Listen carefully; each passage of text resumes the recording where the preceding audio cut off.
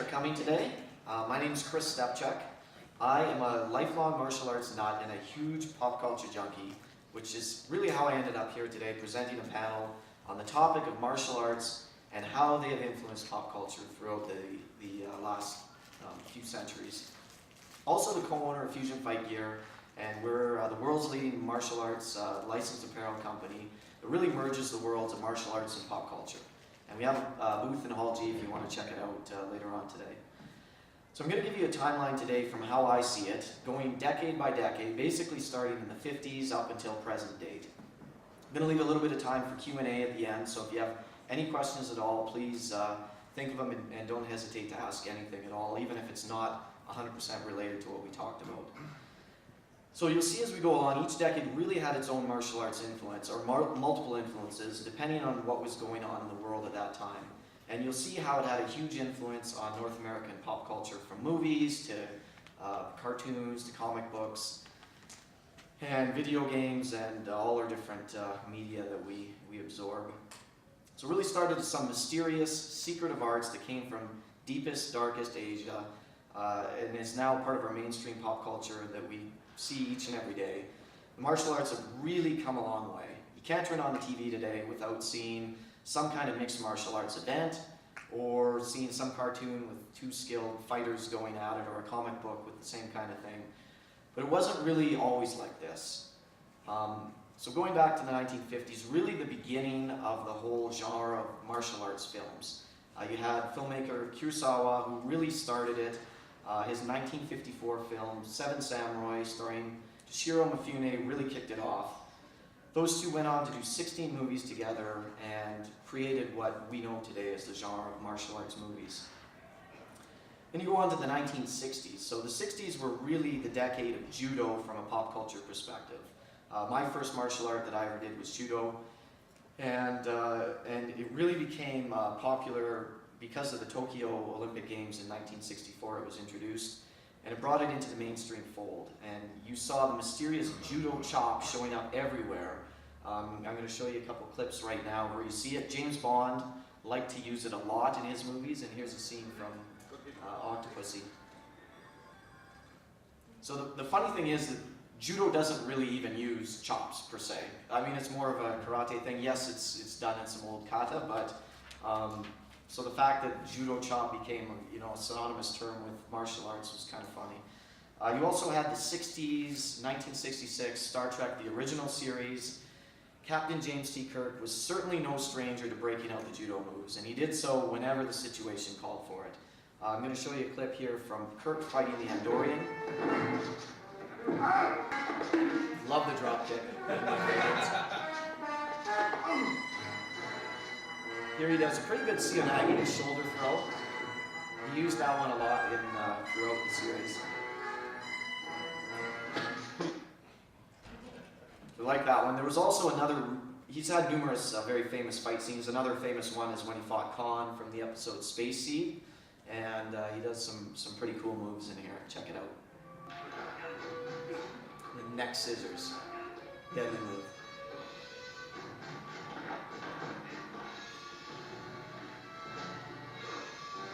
Bit of a judo technique there.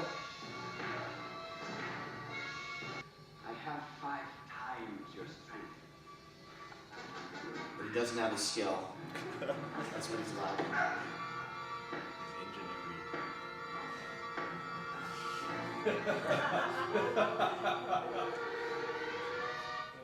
He's also got other great fight scenes, fighting the Gorn. I'm not going to show you guys right now, but that's also another classic one. Flintstones were really part of the 60s fabric, and they were really the Simpsons of the 1960s, and no stranger to the judo influence.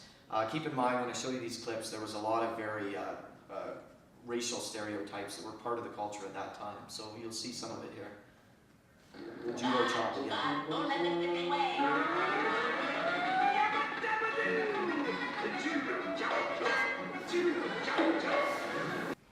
So that's a good one. There's one other clip I want to show you guys from the Flintstones in the 60s, and when they join a judo class. So keep in mind, again, it's the 60s, okay? This wouldn't be allowed today. It's very good for families to taking judo lessons. Oh, yes. Real classic there. So going on now, later in the 60s you had the Green Hornet, and this really introduced American audiences to Bruce Lee. Ran from 1966 to 67, and he was a kung fu expert. He was the sidekick, played the role of Kato, and drove around the limo. And we'll show you a little clip from this in case you haven't seen it before. So that's a nice segue into the 70s. If the 60s belonged to judo, 70s were all about kung fu as the kung fu invasion hit American shores. The rise of popularity of kung fu in the 70s really largely due to that man right there, Bruce Lee. He became one of the most influential martial artists of all time and a pop culture icon. Still is today. I mean, you go out there, you see Bruce Lee posters everywhere. Without him, there wouldn't have been a Van Damme, there wouldn't have been a Steven Seagal, and unfortunately he died at the height of his fame at the young age of 32 back in 1973, but he really left his mark on martial arts. It'll last forever. He created his own style, Jeet Kune Do, still widely practiced today, known as a very effective martial art. And he had some really notable films. First and foremost was 1972, Way of the Dragon, and you may have seen this. It contains one of the most epic martial arts battles of all time, where he fights a then unknown Chuck Norris at the Roman Colosseum, and we'll show you a little piece of that fight here. Very tense scene. Feel it in the air. My favorite, right? The greatest finishing move ever. So we went on to do big budget film, 1973, Enter the Dragon. It was a Warner Brothers production, huge budget for a genre at the time, and by far the most successful of his movies. A lot of people don't know it actually featured a young Jackie Chan who ends up getting his neck snapped. He's one of the bad guys in it. 5 years after his death, in 1978, Game of Death finally came out, and he had died during the filming of it, and they had to add some other footage to finish it off, but it features a really classic fight scene where Bruce Lee is taking on Kareem Abdul-Jabbar, and he was really, for those of you who don't know, was the Michael Jordan of his time, right? So it was pretty cool to see tiny little Bruce Lee fighting this big giant Kareem Abdul-Jabbar. In the 70s, you also had Kung Fu, the TV series. It ran for 3 years, from 1972 to 75, starring David Carradine. 63 episodes, it was a big hit, and just showed you like how popular Kung Fu was. Marvel Comics, never a stranger to jump on the bandwagon. They came out with Iron Fist in 1974, and he partnered up with Luke Cage and Power Man and Iron Fist. He's got his own Netflix series coming up next year. You also had The Master of Kung Fu that ran for 10 years from 1972 into the early 80s. And that was starring Shang-Chi, and he was the master of Kung Fu. He was a wushu master. And that was also a very popular comic at the time. Other notables from the 70s, Jackie Chan, he really sort of rose to fame, certainly in the Kung Fu world at this time.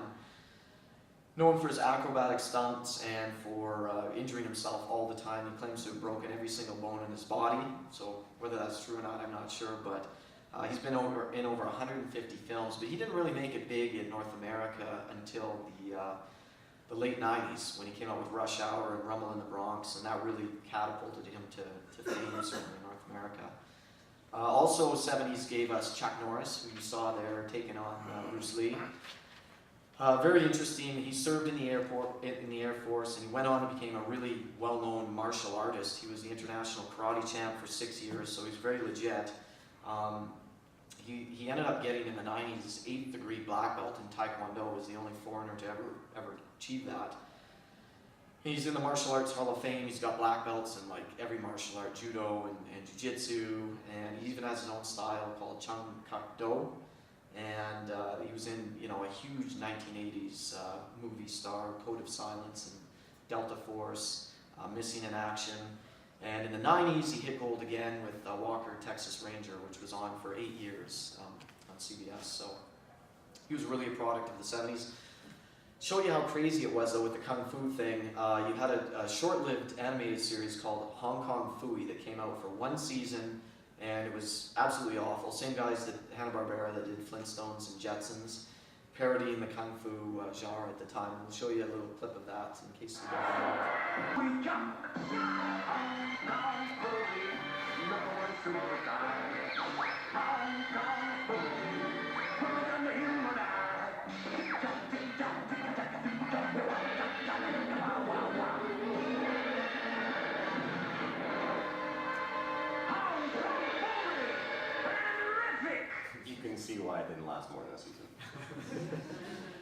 Now we move on to Elvis, actually. You may or may not know, he was a famous martial artist, not known so much for his martial arts prowess, but for other things. But he first discovered Shotokan karate while he was serving in the army stationed in Germany. Trained Kempo karate for most of his martial arts career, but he was amazingly awarded his 7th degree black belt by 1972. So that's amazing. You can tell me when you watch the clip if you think he deserves it or not. But he started filming a karate documentary in 1974, right around the time. Then he kind of lost interest and stopped training at that time, but was really involved with it up till then. So we're going to show you a little bit of his moves, and you can see how it really influenced his stage presence as well. It's good stuff. It's great stuff, and it's really interesting to see because on his performances he used a lot of those techniques. So moving on now from the 70s to the 80s. The 70s was all about Kung Fu, like I said, but 80s really gave us a couple other Japanese imports. Karate became very popular as the new kid in town, and ninjutsu, as ninjas started popping up everywhere, from movies to cartoons to comic books to then video games hit in the 80s. Also you had Daredevil, who was really a full-blown comic martial artist. He'd been around since the 60s, but really became popular in the 80s when Frank Miller was working on his title. You know, his dad was a pro boxer, and his girlfriend, the Greek female ninja assassin, Elektra, as well, was introduced in the early 80s. So you started seeing that sort of in comics as well. 1984, Karate Kid came out. Ralph Macchio as the Karate Kid, and Pat Morita as Mr. Miyagi. And this really, probably single-handedly introduced karate to an entire generation of young kids. Inspired countless dojo openings. Features one of the great villains of the 80s, Sensei John Kreese, and some of the most notable sayings at that time that I love. Things like, "Sweep the leg, Johnny," "Finish him," and "Show no mercy, mercy is for the weak." He was such a bad guy. We're going to show you the final climactic scene in the original Karate Kid movie. Get goosebumps watching that. Also in the 80s, you had a movie called The Last Dragon. Really, I mean, it was an absolute bomb and a disaster at that time. It hit all the stereotypes. You had Kung Fu, you had blaxploitation, story of Bruce Leroy, The Last Dragon. Like I said, it didn't do well, but it went on to become a real cult classic with the villain Shonuff, the Shogun of Harlem. You also had American Ninja that came out in 1985 that had a ton of sequels, and it really took away all the stuff that American audiences didn't like about foreign films. It got rid of the dubbing, and it made the hero an American, which just hit off with audiences. 1988, Bloodsport came out, and this really introduced the world to the muscles from Brussels, none other than Jean-Claude Van Damme for the first time. It also starred Beefcake Bolo Young, who's in a lot of martial arts movies, known for having the biggest pecs ever, a martial artist. And it introduced, it's told the story of Frank Dukes, who is a real guy, fought in and won the Kumite, which was an underground martial arts tournament, took place in Hong Kong, and the facts of the whole story are somewhat disputed, whether it even happened or not, but fact or fiction, no martial artist can deny that seeing Jean-Claude Van Damme doing the splits on the 2 chairs in his hotel room inspired them to at least try it and probably hurt himself. So we're going to show you the final battle scene against Bolo here.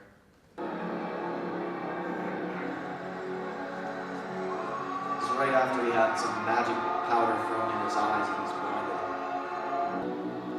He should have won an Oscar for this.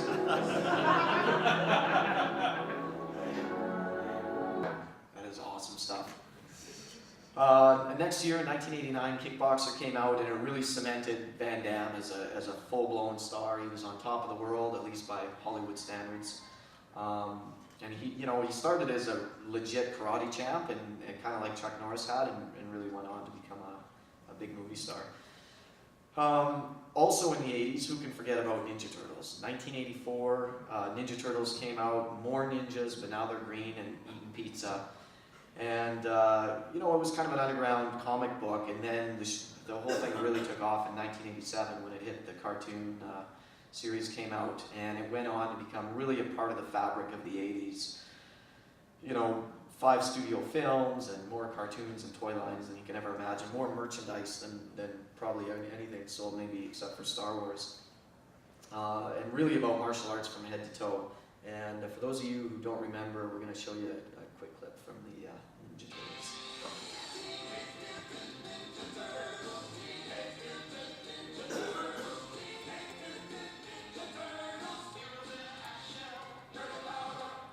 Anybody from my generation is defined by Saturday mornings.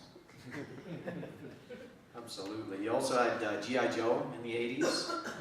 This was, you know, a huge hit, a very successful comic book line as well, cartoons, and the toy franchise was massive. And it was all about ninjas. You had Snake Eyes, you know, the black costume commando. You had Storm Shadow, his evil brother, who is sometimes evil, sometimes good. And, you know, Jinx and Quick Kick and all these other characters that came out. And G.I. Joe was really all about ninjas. Also, now you've got video games in the 80s, right? The arcades came out and the home video game systems, and a lot of the top hits in terms of video game sales were based on martial arts. So the one that really kind of kicked it off was 1984's Karate Champ. And this was pretty basic by today's standards, but largely credited with popularizing the one-on-one fighting games. And you can see it in Bloodsport. They're actually playing it before they have their Kumite tournament there. Then you had 1987 Double Dragon came out, which, you know, other than just gobbling up all my quarters personally, really established the beat-em-up genre of video games with Billy and Jimmy Lee cruising around on the main streets, getting into fights, and then they had their own cartoon and movie and all these other merchandise things that spawned from that. You had Shinobi that came out in 1987, which was a Sega game. Featuring a modern-day ninja. You had Ninja Gaiden, which came out around that same time, which was a super tough ninja game. For anyone who played it, it was like impossible to finish. Street Fighter, the first one came out in 1987, which it wasn't really until 92 when Street Fighter 2 came out that it really kind of took off, but at that time it turned into a huge phenomenon, and really all the fighting games today are based around that Street Fighter 2 model, and Ryu and Ken really became overnight sensations. Fighting games would never be the same again after that. And right around that time you had one of my personal favorites, Mortal Kombat, came out, which was kind of like Street Fighter but a lot more edgy and violent. And the new Street Fighter 10 just recently came out. So we're going to show you a clip from then, first Mortal Kombat game, and now finishing moves. It's a little violent, so close your eyes if you don't want this stuff. Scorpion, win. That was from the original Mortal Kombat game. It's a more updated version here.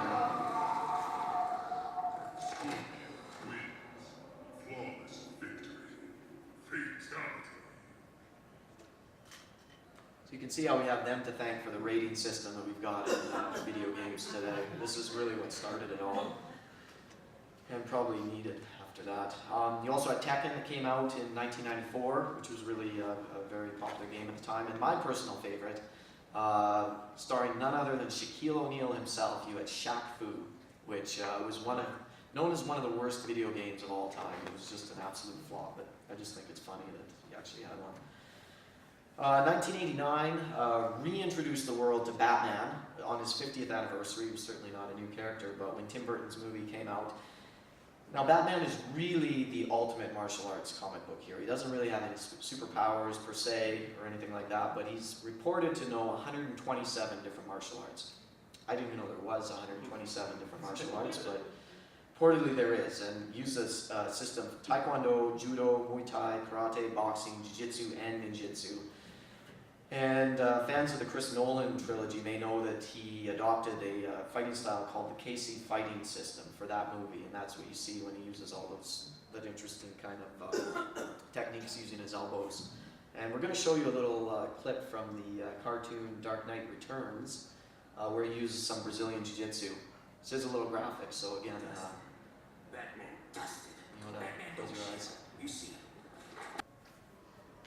So Batman really an expert, and you know Robin as well, and his villain Ra's al Ghul, also known as a real martial arts bad dude.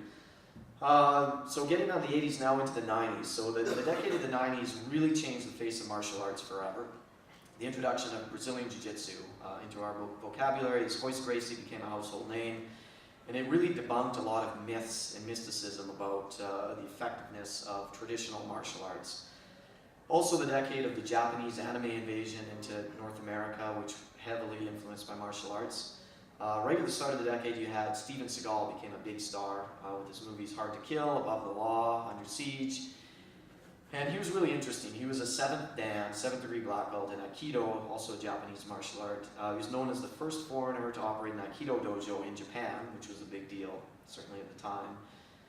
And he really had a big influence on the whole early 90s movie martial arts genre.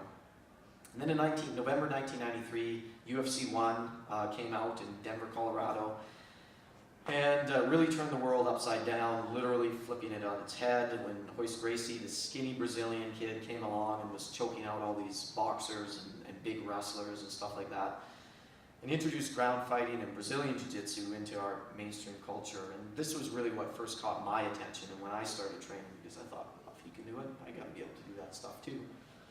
In the 90s, you had Deadpool came out, and he's a real, martial arts guy. And just walk around, the show, you'll see there's probably 200 Deadpools out there.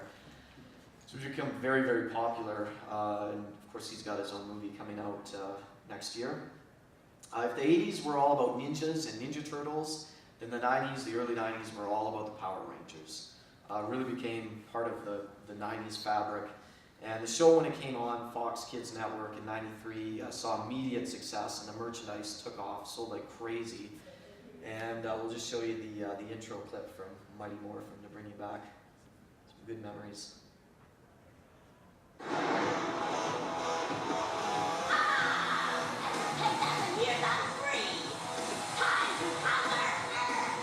Alpha, we have escaped.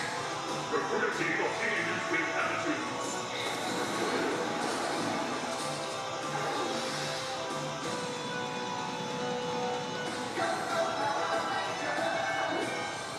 I know some of the guys have been here doing autographs too, so you can check that out if they're still hanging around.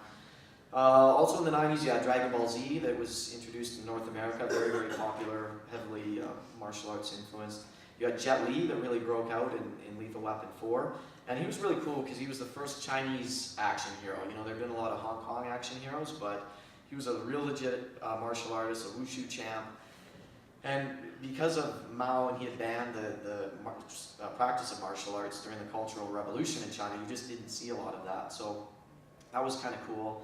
You also had The Matrix that came out at the end of the decade in '99 and accomplished a few things. It made cyberpunk sci-fi movies cool again. It turned Keanu Reeves, of all people, from Bill and Ted into a martial arts action star. Go figure.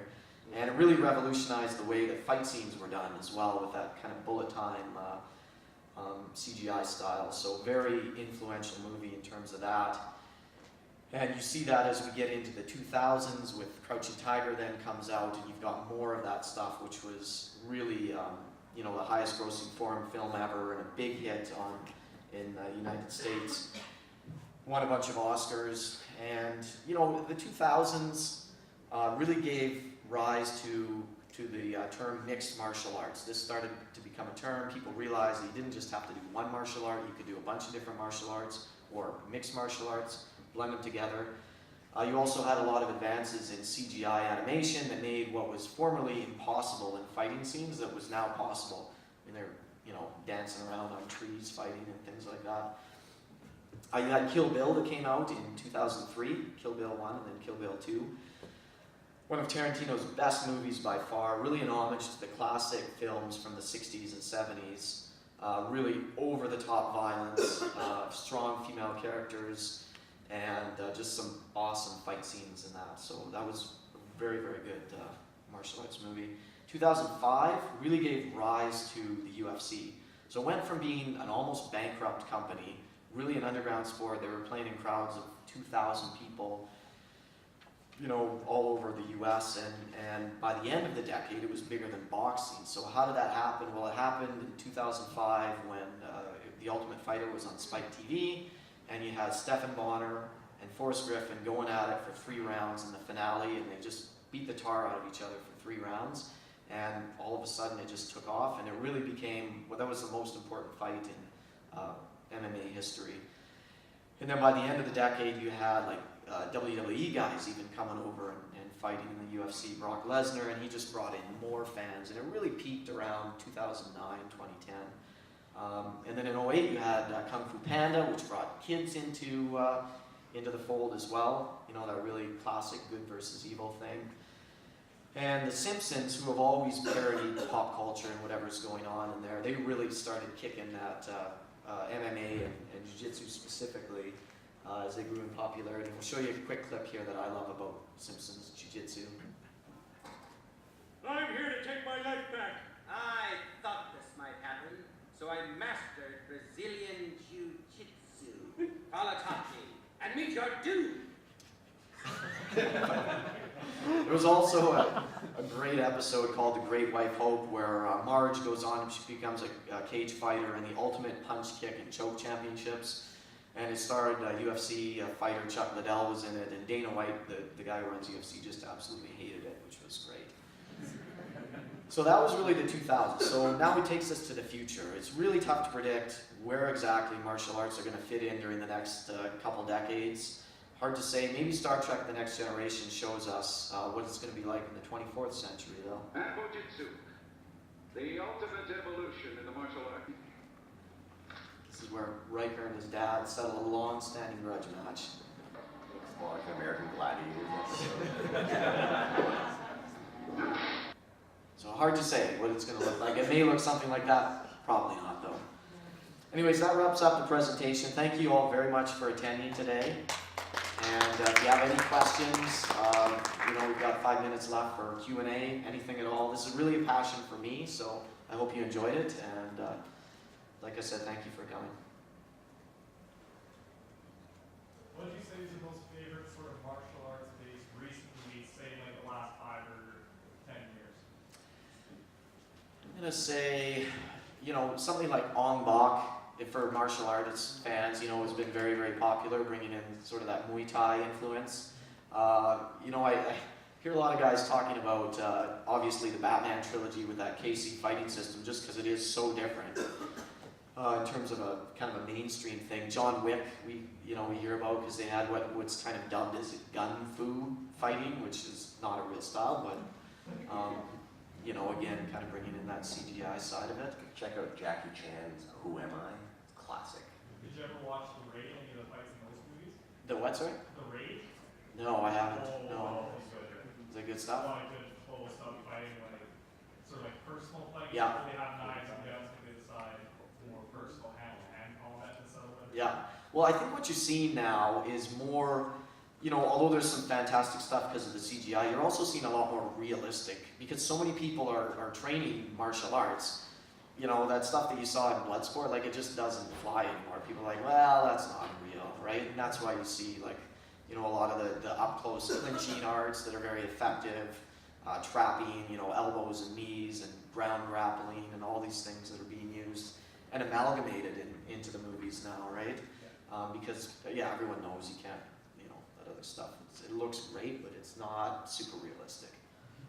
So do you find now that the desire for a lot more of that close, personal, brutal fighting, you're seeing a lot more Muay Thai kind of martial arts moving forward?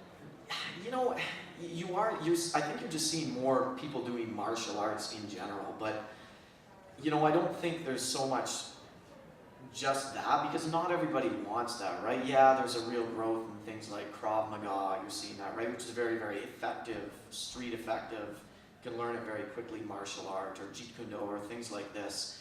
But a lot of people, they don't want to do that kind of brutal fighting style either. So you're seeing a lot of the sports stuff grow too, right? Still the Taekwondo side and the Judo side of things, and I think you're just seeing it all grow together. But yeah, certainly the Muay Thai and the up close is very popular right now, and you're really seeing a big trend is women in martial arts. Women have always been involved in martial arts, but you're seeing more and more of that. Like, some of the places that I train, they're like 70% female now, right? Which you didn't see that 20 years ago.